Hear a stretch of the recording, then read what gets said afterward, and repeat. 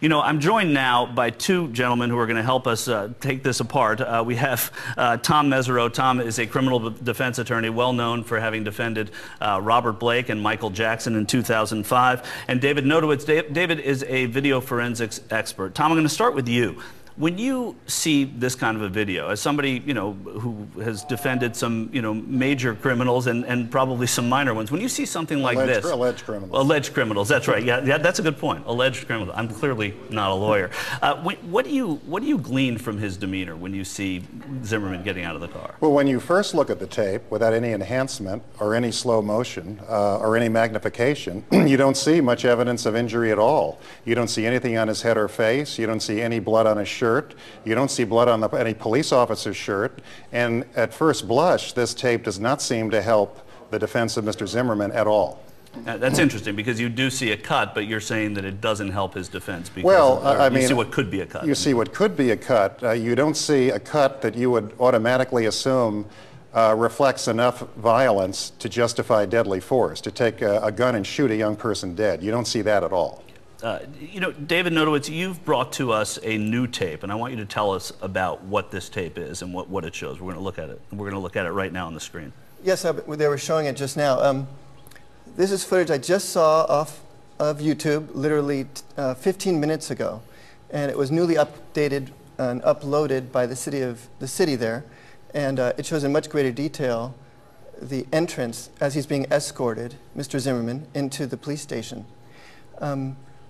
Often what happens in these cases is people are jumping to conclusions way before we can really analyze all the evidence.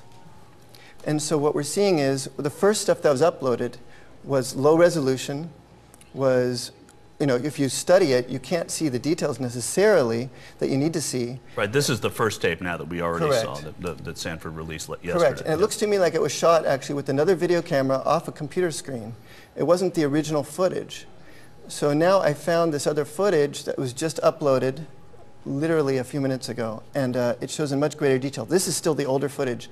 What is it showing us in greater detail, though? What are we learning Well, we're hoping from to this? see, you know, as any forensic expert would do, they would analyze very carefully, frame by frame, for example, the back of his head to see if he's telling the truth, or to see if we can see any scars. And this is the footage now here.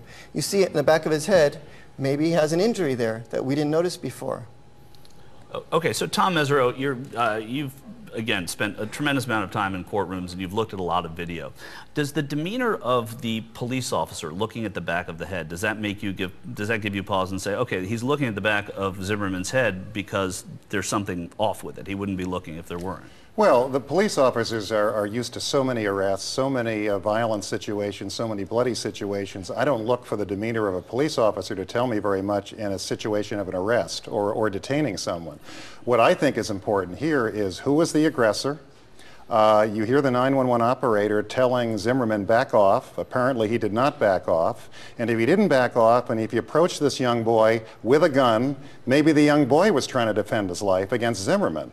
The problem here is the disproportionate use of force, because the most disproportionate use of force in a situation like this is deadly force. I see nothing on Zimmerman that explains why he had to take a gun and shoot a young man to death.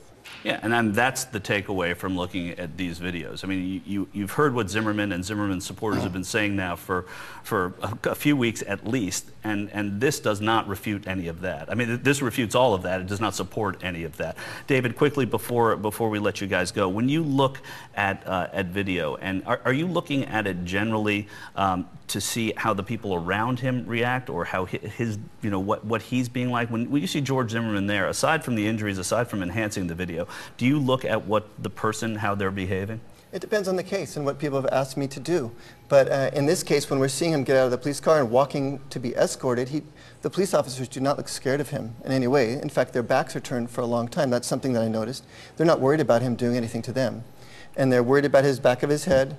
I saw them brush his back of his coat, and it ends up being wet, and the police officer rubs his pants, showing that he was obviously in some kind of a situation on the ground, laying on the ground. Yeah, that's interesting, because people said that, and you know, I'm just looking at it, it doesn't look wet, but that's the kind of thing. I'm not a video forensics expert. So that's why you come into the courtroom. You're looking at it over and over again, sometimes for weeks at a time, to discover these little bitty details that might support or not support different people's takes on the case. So Tom, is he hired? Yes. Okay, good. We'll consider him for sure. He's a keeper.